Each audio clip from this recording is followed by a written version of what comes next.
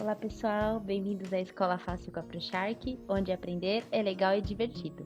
Se a pandemia bugou seus estudos, aqui é o lugar certo para recuperar o tempo perdido. Então, inscreva-se no canal, ativa o sininho e dê um like neste vídeo. Tudo bem? Prontos para aprender? Então, vamos lá! Bom, então, essa semana a gente vai começar a fazer uma revisão do segundo bimestre, né? Pra gente poder se preparar aí pra nossa prova, tá? O primeiro sistema que nós vamos rever foi o primeiro que a gente estudou, que é o sistema respiratório, tá? Qual a função do sistema respiratório? Fazer a respiração? Não, fazer as trocas gasosas. Percebam que é diferente falar em respiração, pensando biologicamente, e falar em trocas gasosas. Respiração, o nome tem mais a ver com um processo que acontece dentro das nossas células, que se chama respiração celular. O que acontece? O que é isso, né?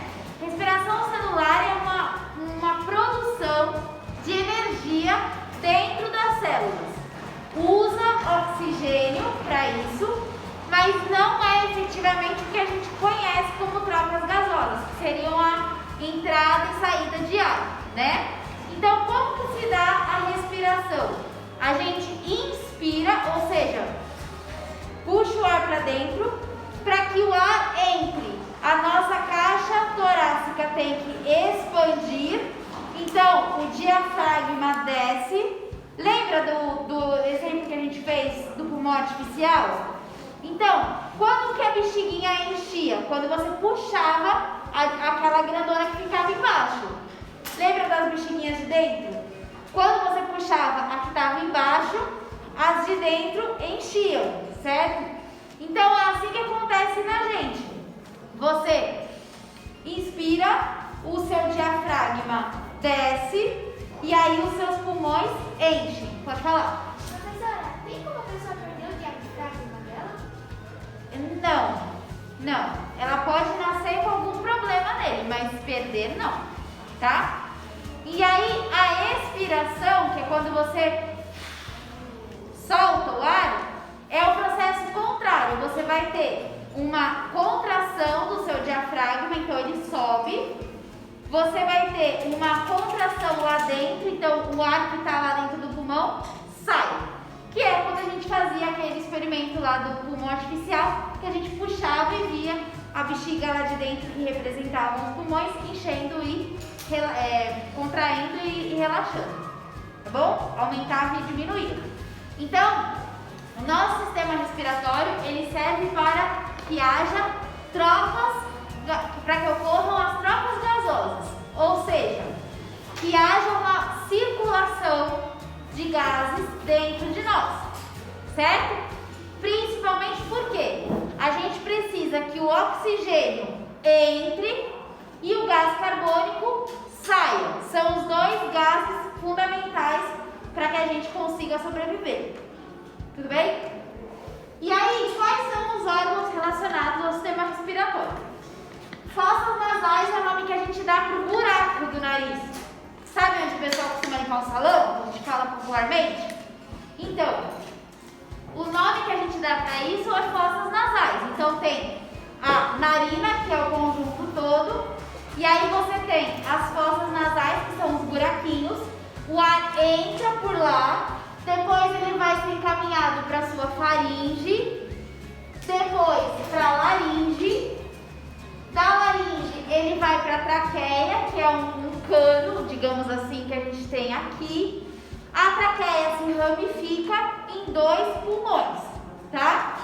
O que vai acontecer? Pulmão é o nome que a gente dá para o conjunto brônquios, bronquíolos e alvéolos, certo?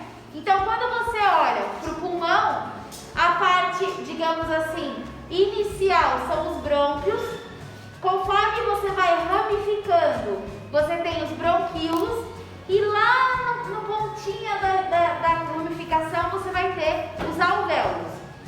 As trocas gasosas ocorrem efetivamente nos bronquíolos e nos alvéolos. Então, todos esses outros aqui vão funcionar com o que a gente chama de porção condutora. No nosso sistema respiratório, gente tem porções que servem para que o ar entre e que o ar saia, certo?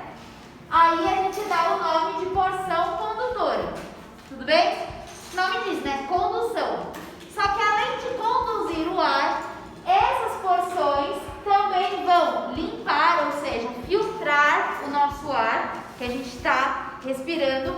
E aí nessa filtragem, ele tenta reter, ele tenta segurar partículas como partículas de poeira maiores, partículas como algumas bactérias, ele consegue até reter, certo? Alguns organismos a gente consegue reter nessa filtragem, mas ela não é 100%, então obviamente que passam agentes patogênicos para dentro de nós, tá? Além disso, ela umidifica o ar.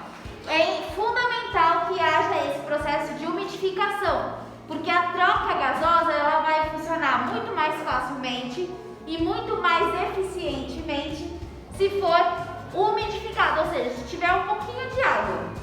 Não é que vai estar um mar de água, entendeu? Vai estar úmido apenas, certo? Além disso, é importante que o ar esteja aquecido. Não é que você vai ferver o ar para poder inalar ele, não é isso.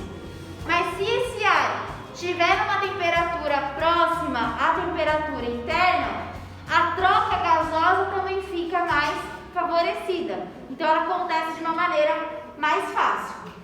Querem ver um exemplo? Agora no inverno, o ar está seco, porque não está chovendo. Então é onde a gente tem os problemas respiratórios. Eu, por exemplo, tenho rinite. A gente acorda espirrando, o pessoal acha que é coronavírus, mas não é rinite, entendeu? E aí tudo você espirra, é normal, tem uma tosse seca e não tem nada a ver com a Covid. É simplesmente um efeito do quê? Do ar estar seco e o meu corpo não dá conta de umidificar da maneira que deveria umidificar. E aí a troca gasosa fica um pouco mais lenta, um pouco mais comprometida. Tudo bem? Então, a porção condutora, a gente pode dizer que tem duas funções. Uma delas é conduzir o ar e a outra é preparar esse ar para que haja as trocas gasosas. Enquanto que a porção que a gente chama de respiratória é onde efetivamente ocorrem essas trocas gasosas. Então é onde a gente vai ter entrando oxigênio e saindo gás carbônico. Lembra?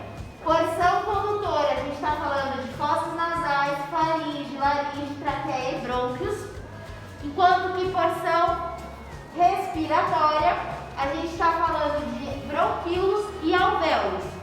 Então as trocas gasosas, elas acontecem nos locais que tiverem menor membrana, que a gente fala. Quando você olha, por exemplo, o calibre de uma traqueia, você vai ver que ela tem musculatura próxima e que ela tem uma certa cartilagem ao redor da traqueia. Tudo isso torna esse órgão mais impermeável, digamos assim. Ele é um cano, tem que conduzir, certo? Só que onde precisa trocar os gases, não pode ser uma coisa grossa, porque o ar ele vai passar pelas camadas. Então, onde a gente tem as trocas gasosas, a gente vai ter membranas muito, muito finas, que permitem essa entrada e saída de ar de maneira mais fácil. Tudo bem? Sim? Alguma dúvida? Não. Beleza.